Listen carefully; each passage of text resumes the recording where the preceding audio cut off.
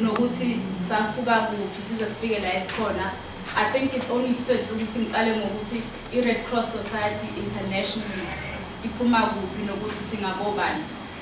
So bekhona yesterday, in actual fact, as nibona la mhla 8 May together with Mother's Day izolo. It was Henry Dunant's birthday. Henry Dunant uyena ubaba okuwuye owacreate i-Red Cross. So umeya kwi-business meeting years ago e-Italy, he came across bekliwa ngaleso sikhathi.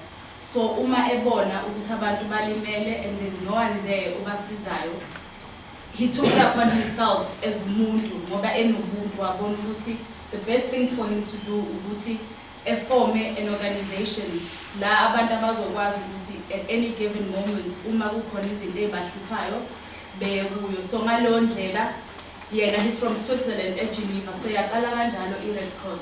So as it stands now, we have over 100 million volunteers throughout the world. So this is not just in Africa, it's Africa, Australia, in Europe, in all the continents of the world, la oya khona. Not necessarily all the countries, but la oya khona, more times than not, the Red Cross is available there. So if you've been seized or with a disaster or whatever, ama problems on our ngaleso sikhathi uyakwazi ukuyabuya. So uma sibuya la eSouth Africa ukuthi iqale kanjani, 1896, back then Paul Kruger was the president la eSouth Africa. So abantu mebem-approacha bemnika i-idea Red Cross because already ibisi exist, angithi that makes sense, from the guy lo wase-Italy uHenry invent. So uma bem-approacha u-understandile ukuthi why there's a need for the Red Cross ukuthi ube khona la eSouth Africa. So yaqala kanjalo and then slowly kwadevelopa ama branch throughout East South Africa. Njengamanje sinama branch out 37 in 7 provinces. So as you hear Gauteng now, sine branch at Germiston, sinayo Vanderbijl, we've got also in Pretoria, and in KZN there's Durban Metro, there's Maritzburg, ikhona Eastern Cape, PE, there's East London, there's Western Cape, nakhona.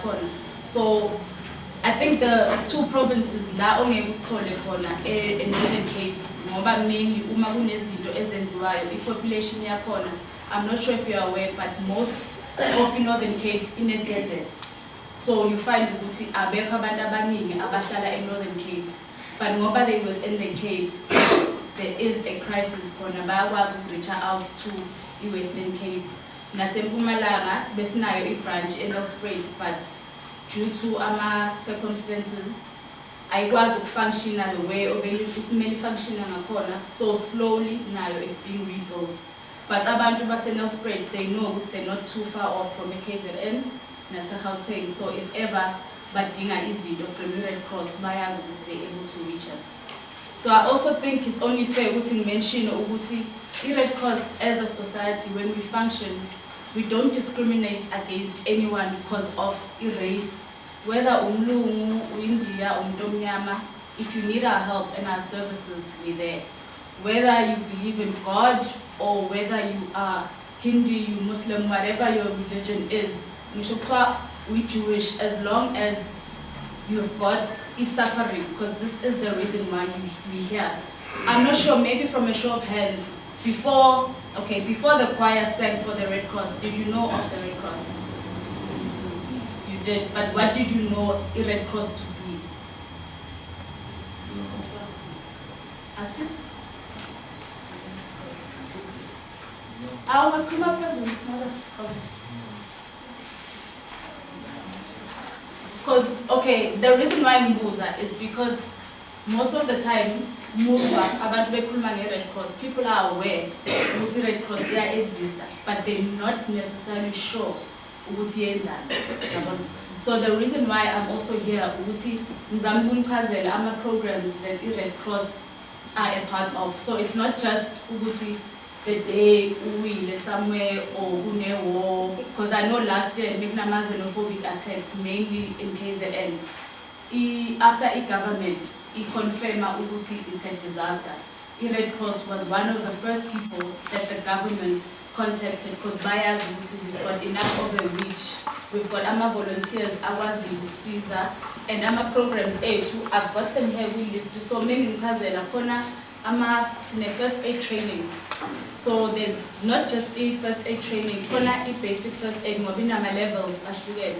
We've got level 1, we've got level 2, we've got level 3, and we also have basic firefighting. We've got home-based care, counseling, psychosocial support, and mental health. We've also got disaster management. So that is not done by just the employees. So as now as an individual, if you're interested, because as I say about we don't live in silos, we live with other people. And there's nothing worse than being in pain or suffering and not knowing where to go, or knowing that you've got a neighbor who can possibly help you, but the neighbor is not willing to help. So it takes ubuntu, if I can put it that way, because it's not about money, it's not about you feeling like you're special more than abanye abantu. Umubona ukuthi ukhona umuntu oseduze kwakho ongenakho ukudla, and when you've got food. Uqala lapho as an individual we decided ukuthi whenever ubona ukuthi umuntu oseduze kwakho khona into engamphathanga kahle and you're in a position where you're able to help, you can do that. So Red Cross sends a local, but we are just in a formal society where if you was richer or if you're willing to volunteer. So I think before Nhambe, it would be great to put some pamphlets as well a first aid training. So if you're interested, we went along my training lessons. We will depending on who you're based with, because we need number, maybe number family members that are based in other provinces. So e number a call, ulama pamphlets will send you through to the branch that's close enough for you. So at Davidson, we numbers are corner, and if for any reason e number azikola, we have a website which is www.redcross.org.za. And from there, we are going to buy member, we are going to volunteer, and you're also able to pick up Lama program that I mentioned about disaster management. And another example about is that we do for the community. So there are two about that are most vulnerable. So if I can make an example, if I use Titus, if you don't mind. So if let's say Titus kona into adlula kuyo, but Titus uthola ukuthi maybe eventually ebese yashona, but endlini ushiye ingane and there's no one who's old enough who's able to take care of ingane. And then kona mina maybe I'm selenzi and nami ngihluphekile ngidinga ukudla, ngidinga amanzi, ngidinga ukuthi ngilekhile every day. Abantwana ba Titus compared to mina would be a priority yokuqala ngoba as much as nami at that point in time I'm in need. Abantwana ba Titus because ba abantwana bazodinga ama caregivers. So that's how we end up being able to supply abantu ngama caregivers abawaziyo ukuya endlini besiza abantwana ngama homework. Some of our people that we've helped, but they've suffered from HIV and AIDS, abanye to a point where they are bedridden. So akukho mnandi ukuthi ugula usale wedwa endlini and there's no one there to take care of you. So sinama volunteer awazi ukuthi every day aphatha i-list ukuthi bayazi ukuthi i-level ye-illness yakho ingakanani. So if it means kumele be provide the patient transportation, bekise esibhedlela ukuze uthola imjovo, uthola amaphilisi, bekubuyise endlini, bekuphekele, all of that depending on the level of your need. So I think another thing just before because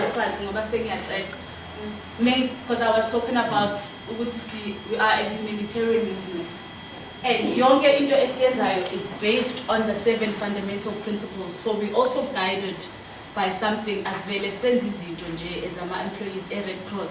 So here there's humanity, which just emphasizes ukuthi umsebenzi wethu la eSouth Africa and Red Cross as a whole throughout the world ukuthi sibe humane to abanye abantu. So if abantu badinga usizo, we are there as long as bona bekwazi ukusicontact, because sometimes you find ukuthi we're willing to help but asikwazi ukusiza uma singazi ukuthi kunenid ukuthi siye siyosiza. And there's also impartiality, which just emphasizes us discriminating against anyone, whether, as I mentioned earlier, whether you're black, you're white, colored, Indian, Chinese, whatever it is, as long as udinga usizo lethu, we're able to avail ourselves and siyakhona ukunsiza. And then neutrality, we also don't take sides. So you find some organizations, maybe they will help, but the minute they find you belong to a certain political party, abafuni ukukusiza, thina, we don't care. If umuntu udinga usizo, whether EFF, IFP, DA, whatever you are, if at that point in time you are in need, we're able to be there and help you. And also independence.